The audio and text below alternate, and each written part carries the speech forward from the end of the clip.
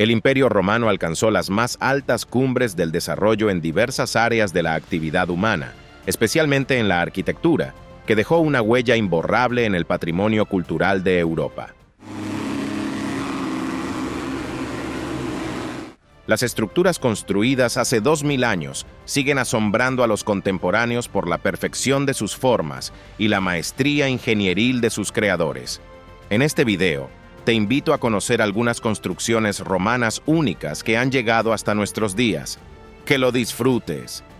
Pont du Gard, que significa puente sobre el Gard, es el acueducto romano más alto que se conserva en el mundo. Esta estructura se eleva sobre el río Gardón, en el departamento francés de Gard, cerca de la ciudad de Remoulins. El acueducto tiene unas dimensiones impresionantes. Su longitud es de 275 metros y su altura alcanza los 47 metros. Durante mucho tiempo se pensó que la construcción del acueducto comenzó por iniciativa de Marco Vipsanio Agripa, yerno del emperador Octavio Augusto, alrededor del año 19 antes de nuestra era. No obstante, investigaciones modernas indican que la edificación tuvo lugar a mediados del primer siglo de nuestra era, bajo el emperador Claudio. Pont du Gard formaba parte de un acueducto de 50 kilómetros que abastecía de agua a la ciudad de Nîmes desde la fuente de Fontaine-d'Or. Pont du Gard impresiona por su estructura única de 3 niveles.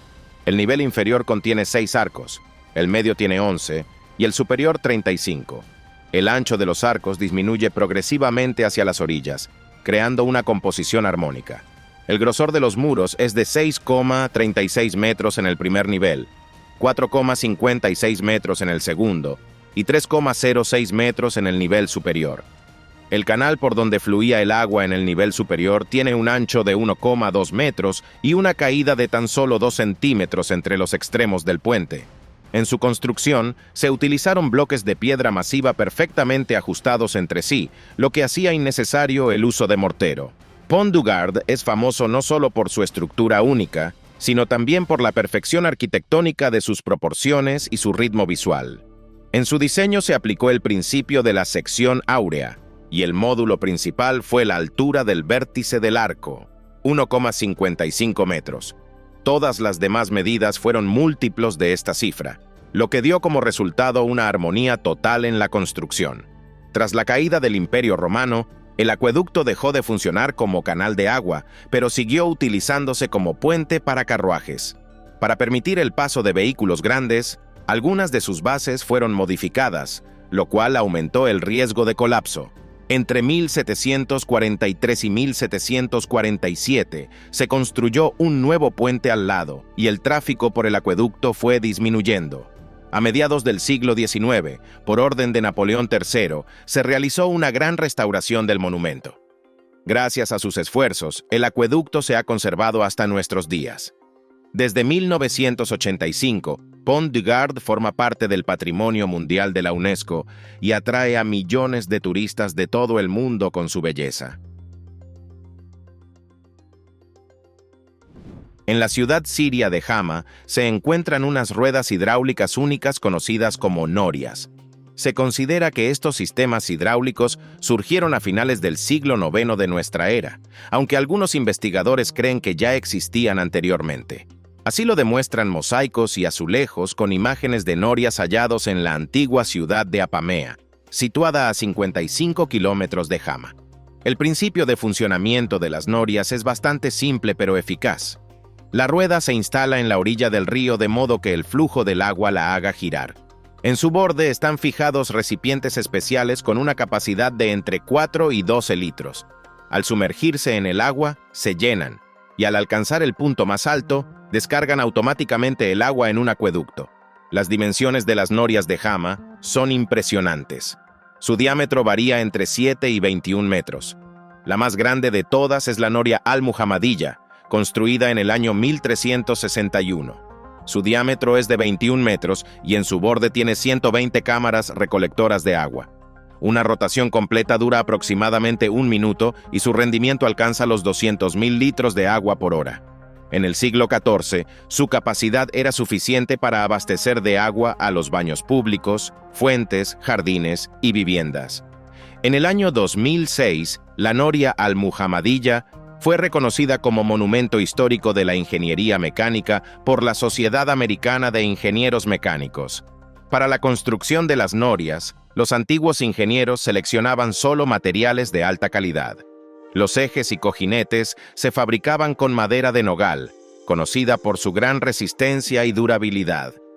El resto de las partes eran de roble y pino. Con un uso constante, las piezas de madera requerían reemplazo aproximadamente cada 15 años. Durante el período medieval, en Jama funcionaban unas 3 decenas de norias. Para los años 30 del siglo XX, su número se redujo a 20 y hoy en día se conservan 17 ruedas. Aunque ya no se utilizan para el abastecimiento de agua, las norias se han convertido en un importante atractivo turístico. El Puente Romano de Córdoba es uno de los monumentos más impresionantes de la arquitectura romana antigua en España.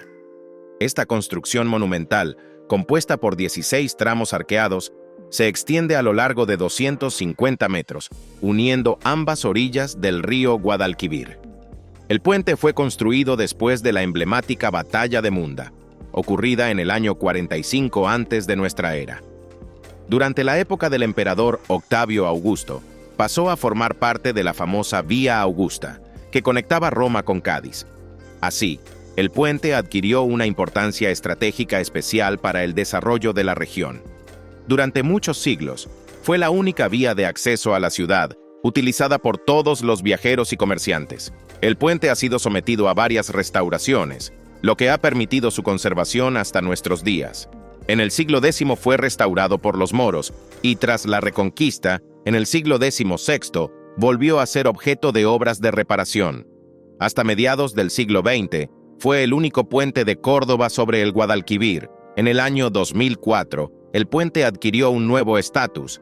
Se convirtió en una vía exclusivamente peatonal, lo que permitió conservar su valor histórico y transformarlo en un popular destino turístico.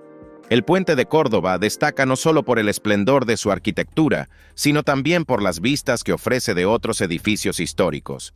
En la orilla sur del río se alza la Torre de la Calahorra, una torre de vigilancia medieval construida en el siglo XIV para proteger la ciudad de posibles ataques. Hoy en día funciona como museo y custodia la memoria del pasado. En la orilla norte del río se encuentran las puertas de la Puerta del Puente, creadas por el arquitecto Hernán Ruiz el III en el año 1571. En el centro del puente se erige un monumento al arcángel Rafael, patrón de Córdoba. La escultura, creada en el siglo XVII por el talentoso maestro Bernabé Gómez del Río, se ha convertido en un importante lugar religioso. A los pies del monumento siempre hay flores frescas y velas encendidas, y las personas que pasan por allí suelen descubrirse y recitar una oración.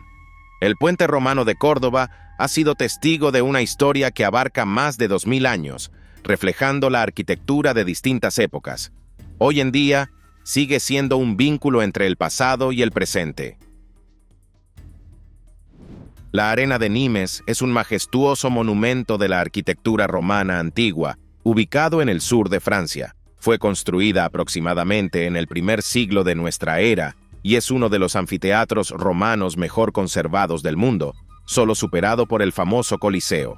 La Arena de Nimes es un grandioso anfiteatro que mide 133 metros de largo, 101 metros de ancho y aproximadamente 21 metros de alto. La fachada del edificio está adornada con 2 niveles de 120 arcos, que conforman un impresionante conjunto arquitectónico.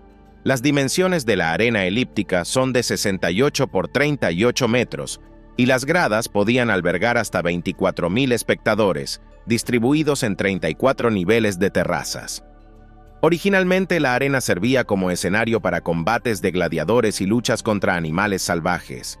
En la antigüedad, en Nimes existía una escuela de gladiadores, como lo demuestran los grafitis conservados con los nombres de los luchadores. Con el tiempo, la arena perdió su función original y durante el período de las grandes migraciones, se transformó en una fortaleza que ofrecía refugio seguro a los habitantes locales durante los ataques enemigos. En la Edad Media, el anfiteatro continuó sirviendo como estructura defensiva y más tarde surgió en su interior una verdadera ciudad, con calles, casas e incluso iglesias. La restauración a gran escala de la arena de Nimes comenzó en el año 1786, cuando se demolieron todas las construcciones interiores. A mediados del siglo XIX, el arquitecto Henri Revoil concluyó los trabajos de restauración, devolviendo al edificio su apariencia original. En el año 1840, la arena fue incluida en la lista de monumentos históricos de Francia. Hoy en día, el anfiteatro sigue en uso activo. 2 veces al año se celebran aquí las tradicionales corridas de toros en el marco del festival Feria de Nîmes. Además, en la arena se llevan a cabo regularmente juegos romanos antiguos y conciertos de gran formato. Desde el año 1997, cada verano tiene lugar aquí el famoso Festival de Nîmes, que atrae a miles de espectadores. El monumento más famoso de la Acrópolis de Atenas es el Partenón, un majestuoso templo dedicado a la diosa Atenea, patrona de la ciudad. El nombre del templo proviene de una palabra griega antigua que significa la Purísima o la Virgen. La construcción del templo tuvo lugar entre los años 447 y 438 antes de nuestra era, bajo la dirección de los arquitectos Sictinos y Calícrates. Se considera que la idea principal del proyecto fue del escultor Fidias, quien también supervisó la decoración escultórica. El Partenón fue construido con mármol del monte Pentélico, que al ser extraído era casi blanco, pero con el tiempo adquiría un tono cálido amarillento. Para lograr una armonía ideal, los arquitectos aplicaron el principio de la proporción áurea y otras técnicas únicas. El templo era impresionante y de gran belleza. Sus dimensiones eran de 63,5 por 30,9 metros. El peristilo estaba rodeado por entre 46 y 50 columnas. Las fachadas principales tenían 8 columnas cada una, y los lados 17 columnas también en cada costado. Para corregir efectos ópticos, las columnas se engrosaban en el centro, y las columnas de las esquinas estaban ligeramente inclinadas hacia el centro del templo. El elemento central del templo era la estatua de Atenea, creada por Fidias en oro y marfil. La estatua alcanzaba una altura de 10 metros. La diosa estaba representada en una pose majestuosa, con la égida sobre el pecho y un casco decorado con una esfinge y grifos. La decoración escultórica incluía frontones con escenas mitológicas, metopas con batallas entre dioses y gigantes, y un friso representando la procesión de las Panateneas. En el frontón oriental se mostraba el nacimiento de Atenea, y en el occidental, la disputa entre Atenea y Poseidón por el dominio del Ática. Desafortunadamente, este magnífico templo tuvo un destino difícil. En el año 86 antes de nuestra era, fue saqueado por los romanos bajo el mando de Sila. Durante el período bizantino fue convertido en iglesia cristiana, y en tiempos del Imperio Otomano, en mezquita. En el año 1687, durante la Guerra Veneciano-Otomana, el templo fue gravemente dañado por la explosión de un depósito de pólvora. Como resultado de todos estos eventos, hacia principios del siglo XIX, se había conservado solo la mitad de su decoración escultórica. Sin embargo, la mitad de esa mitad fue trasladada a Londres entre los años 1801 y 1805 por el embajador británico en el Imperio Otomano. A pesar de los numerosos daños, el templo aún se conserva parcialmente y sigue fascinando con su belleza. Hoy, el Partenón forma parte del Patrimonio Mundial de la UNESCO y es uno de los principales símbolos de Grecia. La Basílica de San Vitale es un monumento destacado de la arquitectura cristiana temprana, situado en la ciudad italiana de Rávena. En 1996, la basílica fue incluida en la lista de Patrimonio Mundial de la UNESCO como parte de los monumentos paleocristianos de la ciudad. San Vitale debe su existencia al obispo Ravenate Ecclesius, quien en 527, tras regresar de una misión diplomática en Bizancio, decidió dedicarse a la construcción de la basílica. El financiamiento del proyecto lo proporcionó el prestamista griego Julio Argentarius. La construcción fue concluida en 548. Ese mismo año, bajo la dirección del obispo Maximiano, el templo fue consagrado en honor al Santo Vital de Milán. La Basílica de San Vitale es un martirio de tipo bizantino octogonal. cercano en estilo a la iglesia de los santos Sergio y Baco en Constantinopla. La construcción combina armónicamente elementos de la arquitectura clásica romana, como la cúpula, portales y torres escalonadas, con soluciones arquitectónicas bizantinas. Ábside trilobulado, ladrillos estrechos y capiteles trapezoidales. En el núcleo de la estructura se hallan 8 soportes centrales que sostienen una cúpula de 16 metros de diámetro. Para reducir la presión lateral, la cúpula tiene forma cónica y fue construida con tubos de arcilla ligera.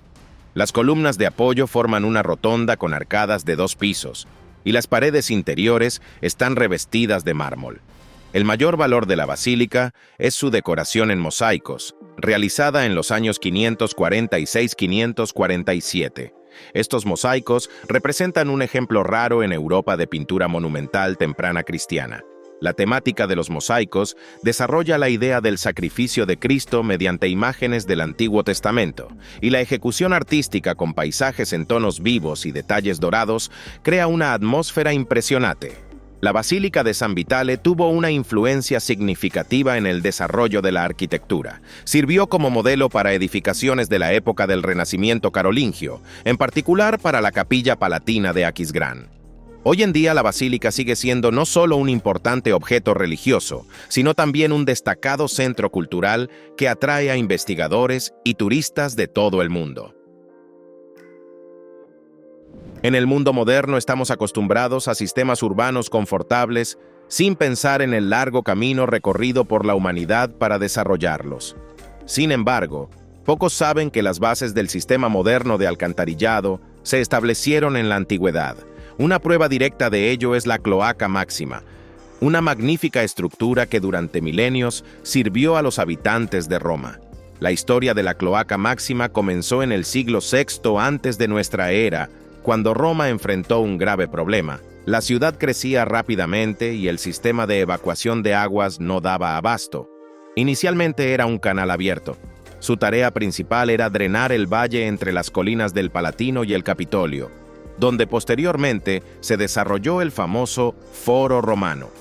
Con el tiempo, el sistema se convirtió en el colector principal de desagües de la ciudad. Una modernización importante tuvo lugar en el siglo III antes de nuestra era, cuando el canal fue cubierto con bóvedas y transformado en alcantarillado subterráneo. Bajo el emperador Augusto, se realizó otra reconstrucción bajo la supervisión de Marco Agripa. Para el primer siglo de nuestra era, todos los 11 acueductos romanos estaban conectados a este sistema. La Cloaca Máxima cumplía varias funciones esenciales: desagüe de aguas residuales, drenaje de zonas pantanosas, reducción de la propagación de la malaria y disposición de residuos urbanos. El sistema era tan amplio que por sus túneles podían navegar barcos. Es interesante que los romanos respetaban tanto esta obra ingenieril que le rendían culto. Sobre una sección del canal se construyó un santuario a la diosa Cloacina, patrona de las alcantarillas. Sorprendentemente, pese a su antigüedad, algunas partes del sistema continúan en funcionamiento hasta el día de hoy. La ciudad de Segovia se encuentra en el noroeste de España, a 90 kilómetros de Madrid. Su emblema es el acueducto romano. Esta grandiosa construcción fue edificada en el primer siglo de nuestra era.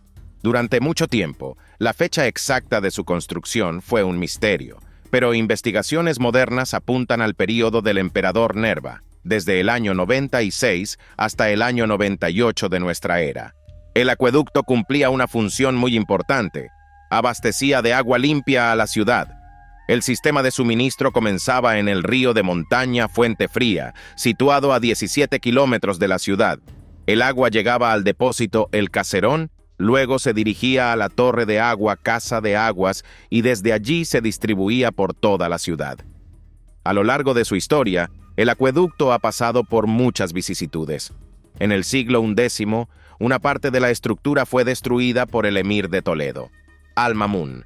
Sin embargo, en el siglo XV, bajo los reyes católicos, 36 arcos fueron restaurados bajo la dirección de don Pedro Mesa.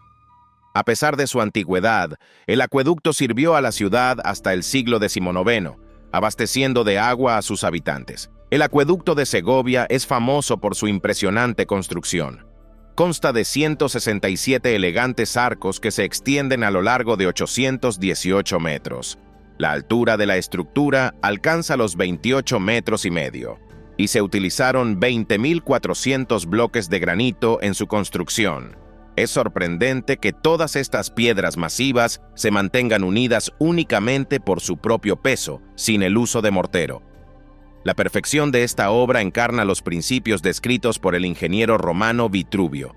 A pesar de medir casi 1 kilómetro, el acueducto desciende solo un 1% en toda su longitud, lo cual demuestra la increíble habilidad de los antiguos constructores. La estructura incluye 2 filas de arcos colocados sobre pilares, de los cuales 75 están orientados hacia la Plaza Díaz Sanz.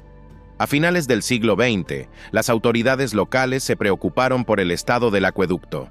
La erosión del granito y la contaminación ambiental lo habían deteriorado. Sin embargo, gracias a una restauración realizada en 1997, el monumento fue preservado para las futuras generaciones. Hoy en día, la zona alrededor del acueducto es peatonal y se celebran allí diversos eventos festivos. El 4 de diciembre se celebra el Día de Santa Bárbara, patrona de la artillería.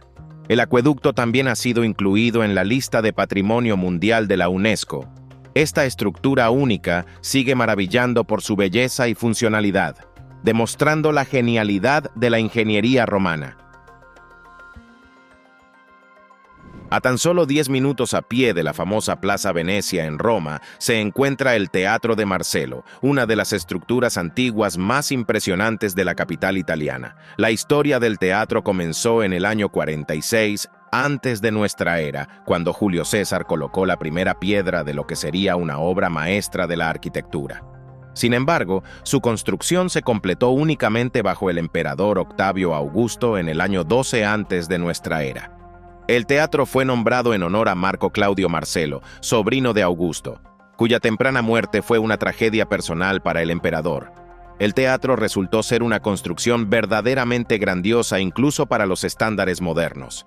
Su estructura semicircular tenía un diámetro de 130 metros y podía albergar hasta 15.000 espectadores.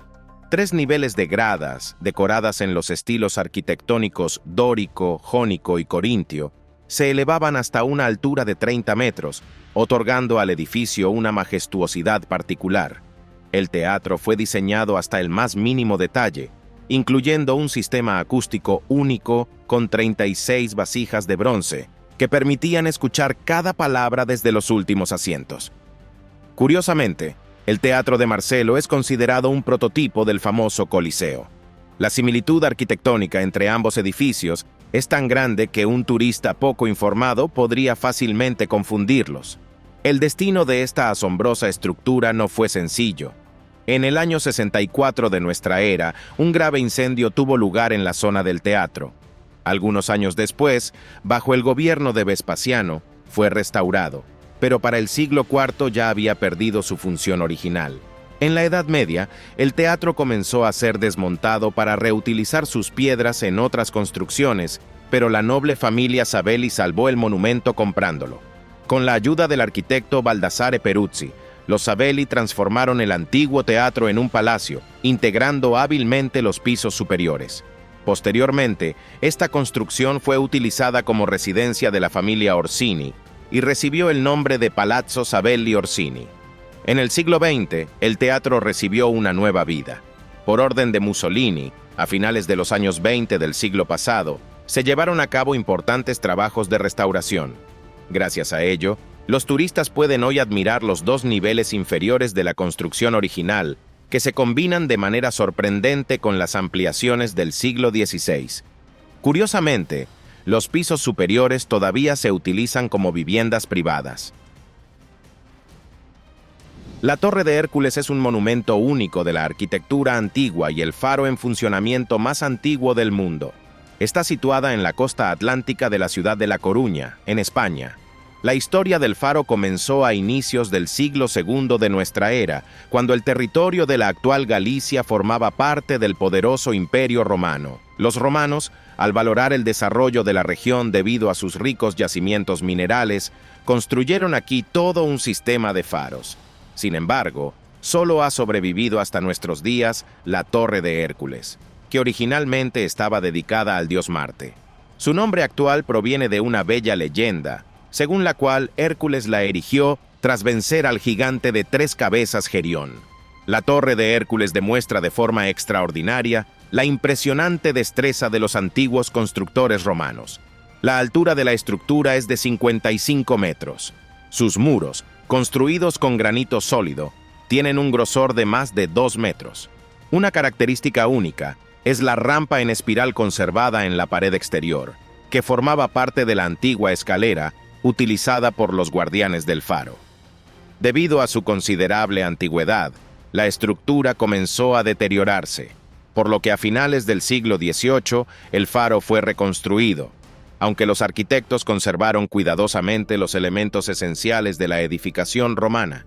Como resultado de la restauración, se añadió una fachada neoclásica que armoniza perfectamente con la base antigua. Los alrededores de la torre forman un complejo arqueológico único. Aquí pueden observarse restos de edificaciones romanas, un parque de esculturas al aire libre, petroglifos de la Edad del Hierro y un antiguo cementerio musulmán. En el año 2009, la Torre de Hércules fue incluida en la lista del Patrimonio Mundial de la UNESCO, lo que confirma su excepcional valor histórico y cultural. Hoy en día es no solo un faro operativo, sino también un museo al aire libre que atrae a turistas de todo el mundo. Estambul cuenta con un gran número de monumentos históricos. Uno de ellos es la majestuosa Basílica de Santa Sofía, ubicada en el barrio de Sultanahmet. Este edificio, también conocido como Hagia Sofía, es un símbolo del siglo de oro del Imperio Bizantino. Durante más de 1000 años fue el templo cristiano más grande del mundo. La historia de Santa Sofía comenzó en el año 532 de nuestra era, cuando, tras un devastador incendio, el emperador Justiniano I decidió erigir un templo grandioso. La construcción duró 5 años bajo la dirección de los destacados arquitectos Isidoro de Mileto y Antemio de Tralles. Diariamente, alrededor de 10.000 trabajadores participaban en la creación de esta obra maestra. Cabe destacar que, gracias al empeño de los constructores y arquitectos, la basílica resultó asombrosamente espléndida. Su altura alcanza los 55,6 metros y el diámetro de la cúpula principal es de 31 metros. La estructura única de la cúpula, que se apoya en un sistema de semicúpulas y pechinas, crea la impresión de que flota en el aire. La belleza del interior se realza con los mosaicos y columnas traídos de distintos rincones del imperio, columnas de pórfido de Roma y columnas de mármol de Éfeso. Dentro de la basílica se encuentran elementos sorprendentes: la columna que llora, revestida de cobre, y la famosa ventana fría, desde la que sopla una brisa fresca incluso en los días más calurosos. Las paredes del templo están decoradas tanto con mosaicos cristianos que representan a Cristo y a la Virgen, como con inscripciones del Corán. Santa Sofía está inscrita en la lista del Patrimonio Mundial de la UNESCO y sigue siendo uno de los lugares más visitados de Estambul. En el suroeste de Inglaterra, en el condado de Somerset, se encuentra la antigua ciudad de Bath. Su nombre no es casualidad. Se sabe que ya desde la década del año 40 de nuestra era, esta tierra era considerada sagrada por las tribus celtas que veneraban las fuentes termales locales. Tras la invasión romana, los conquistadores decidieron aprovechar de inmediato estas aguas. En las décadas del 60 y 70, cuando se fundó el asentamiento de Aquae Sulis en el lugar de la actual ciudad de Bath, comenzó la construcción de un gran complejo de termas. Los ingenieros romanos crearon una base sólida de pilotes de roble, y los estanques fueron revestidos con piedra. Para proteger las aguas de la contaminación, utilizaron planchas de plomo. En el segundo siglo, se construyó sobre el complejo una estructura de madera con una bóveda cilíndrica. El sistema termal incluía varias piscinas con aguas a distintas temperaturas: el caldarium, baños calientes, el tepidarium, baños templados y el frigidarium, baños fríos. Las termas estuvieron activas hasta el siglo V, cuando los romanos abandonaron Britania. Las singulares termas fueron redescubiertas en el siglo XVII. Desde entonces, se han realizado numerosas excavaciones arqueológicas, durante las cuales se han encontrado diversos artefactos, incluyendo más de 12.000 monedas antiguas. Un hallazgo especialmente valioso es la cabeza dorada de bronce de la diosa Sulis, encontrada en el año 1727. Lamentablemente, solo han llegado hasta nuestros días algunas partes de las estructuras antiguas, el manantial sagrado, restos del templo y de las termas. Sin embargo, el sistema geotérmico original sigue en funcionamiento, suministrando agua a una temperatura de 46 grados Celsius y en un volumen de más de 1 millón de litros diarios. El agua se filtra a través de capas de piedra caliza a una profundidad de entre 2.700 y 4.300 metros. Se calienta hasta entre 69 y 96 grados y asciende a la superficie bajo presión. Hoy en día, las termas romanas son una de las principales atracciones turísticas del Reino Unido, con más de 1.300.000 visitantes anuales. Aunque actualmente está prohibido bañarse en las antiguas piscinas, los modernos centros de spa permiten disfrutar de las aguas termales en condiciones seguras. El Puente Valentré es un notable monumento de la arquitectura medieval, situado sobre el río Lot, en la ciudad de Cahors, en Francia. La construcción del puente comenzó en el año 1308 por orden del cónsul principal, Gerard de Savanac. Por diversas razones, la construcción se prolongó y el puente fue inaugurado únicamente en el año 1385. Valentré se convirtió en la tercera estructura fortificada de la ciudad, desempeñando un papel importante en la defensa del centro comercial de Cahors. Valentré tiene una longitud de 172 metros y una calzada de 6 metros de ancho. Su estructura cuenta con 6 tramos de arcos que alcanzan entre 10 y 14 metros sobre el nivel del agua. Su característica principal son 3 torres defensivas de aproximadamente 40 metros de altura, equipadas con matacanes y puertas. El puente fue construido con piedra caliza local y presenta una forma ligeramente curvada. Su diseño se adapta perfectamente al paisaje. Desde el oeste se conecta con las colinas que rodean la ciudad y desde el este conduce hacia la llanura urbana. Es interesante señalar que los habitantes locales inventaron una leyenda sobre este puente. Según la historia, el arquitecto, incapaz de terminar la obra, hizo un pacto con el diablo. Sin embargo, logró engañarlo pidiéndole que llenara un recipiente con agua usando un colador. En memoria de esta leyenda, en el año 1879 se colocó una escultura del diablo en la torre central. En el año 1998, Valentré fue inscrito en la lista del Patrimonio Mundial de la UNESCO como parte del Camino de Santiago. Hasta los años 80 del siglo XX, el puente era utilizado por vehículos. Hoy en día es exclusivamente peatonal. Desde el año 2017, el puente cuenta con iluminación nocturna que resalta la grandeza de esta obra medieval.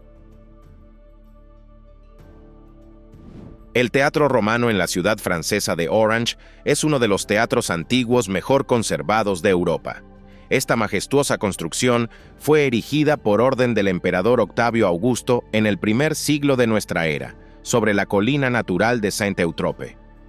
Esta colina sirvió como terraza natural para las gradas. La capacidad del teatro superaba los 10.000 espectadores y la sala estaba dividida en 2 zonas principales. Usualmente las primeras filas estaban destinadas a la nobleza y las últimas a esclavos, pobres y extranjeros. La historia del teatro es rica en episodios. Tras la prohibición de espectáculos paganos con la llegada del cristianismo, el edificio pasó por distintos usos. Primero fue utilizado como fortaleza y posteriormente como prisión durante la Revolución Francesa. Solo en el siglo XIX el teatro fue restaurado y recuperó su propósito original. El teatro en Orange es conocido por su excelente acústica, que se ha mantenido hasta nuestros días. Gracias a esta particularidad, el edificio se sigue usando con fines culturales. Alberga representaciones musicales y el famoso festival de verano Choregis de Orange. El Coliseo es uno de los monumentos más reconocibles del mundo y un símbolo de la Italia moderna. El Coliseo no es solo ruinas de un antiguo anfiteatro, es un puente entre el pasado y el presente que une épocas y culturas. Alguna vez, la vida bullía aquí. Miles de espectadores se reunían para presenciar espectáculos grandiosos. combates de gladiadores, cacerías de animales y batallas navales. La arena del Coliseo fue testigo de triunfos y tragedias, gloria y muerte, alegría y dolor. Hoy, estos muros solo conservan el eco de aquella grandeza pasada, contando a los visitantes historias sobre la maestría de los antiguos arquitectos y la vida en la antigua Roma. La construcción del Coliseo comenzó en el año 72 de nuestra era bajo el emperador Vespasiano y se completó en el año 80 bajo su hijo Tito. El grandioso anfiteatro fue erigido en el lugar de un estanque de la Casa Dorada de Nerón, transformando este sitio en el centro de la vida pública de Roma. Las dimensiones del Coliseo impresionaban a los contemporáneos y continúan asombrando hoy en día. La longitud del elipso exterior era de 524 metros y la altura de las paredes alcanzaba los 50 metros. El anfiteatro podía albergar entre 50.000 y 80.000 espectadores, y el sistema bien planificado de 80 entradas permitía llenar las gradas en tan solo 15 minutos. Bajo la arena se encontraba una compleja red de túneles y salas para los gladiadores y los animales.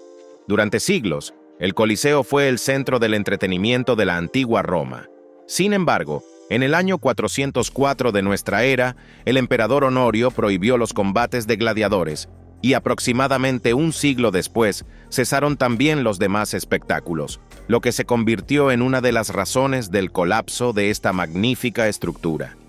En el año 1349, un poderoso terremoto destruyó la parte sur del Coliseo. A partir de entonces comenzó un saqueo sistemático. Las piedras se usaron para la construcción de nuevos edificios en Roma. Con el material del Coliseo se construyeron el Palacio de Venecia, el Palazzo de la Cancillería y otras edificaciones emblemáticas. Afortunadamente, en el siglo XVIII, el Papa Benedicto XIV protegió el anfiteatro, dedicándolo a la memoria de los mártires cristianos. Hoy, el Coliseo es uno de los lugares turísticos más visitados de Roma. En el año 2007 fue reconocido como una de las 7 nuevas maravillas del mundo. A pesar de las numerosas destrucciones, el anfiteatro ha conservado su grandeza. El Coliseo moderno continúa sirviendo a las personas, aunque ya con otro propósito. Aquí se celebran eventos culturales y visitas guiadas.